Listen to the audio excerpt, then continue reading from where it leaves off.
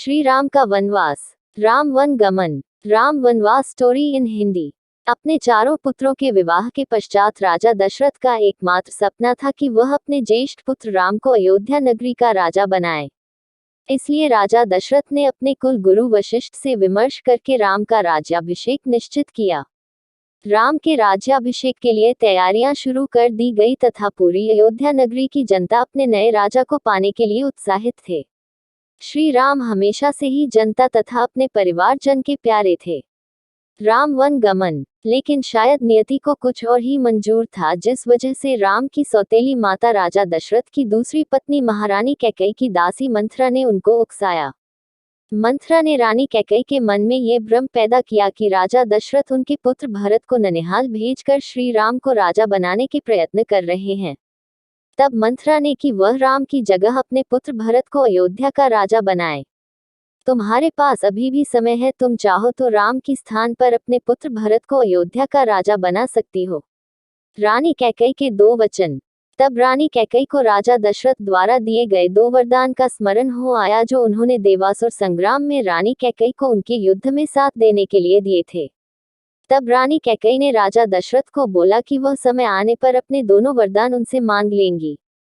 तब रानी कैकेयी ने मंथरा के कुविचारों से भ्रमित होकर राजा दशरथ से अपने दोनों वर मांगती है, जिसमें वह पहले वरदान में यह मांगती है कि राम को 14 वर्ष का वनवास दिया जाए, जिसमें राम 14 बरस तक वन में रहेगा और राज्य की किसी भी वस्तु का उपयोग नहीं कर सकेगा। दूसरे वचन में रानी कैकेयी राजा दशरथ से अपने पुत्र भरत को अयोध्या का राजा बनाने की मांग करती है। रानी कैकेयी के ये दोनों वचन सुनकर राजा दशरथ को सदमा लगता है और वह बेजुबान हो जाते हैं। जब राजा दशरथ की इस स्थिति का पता श्री राम को चलता है तो वह अपने पिता के पास जाकर उनके इस रवैया का कारण पूछते हैं।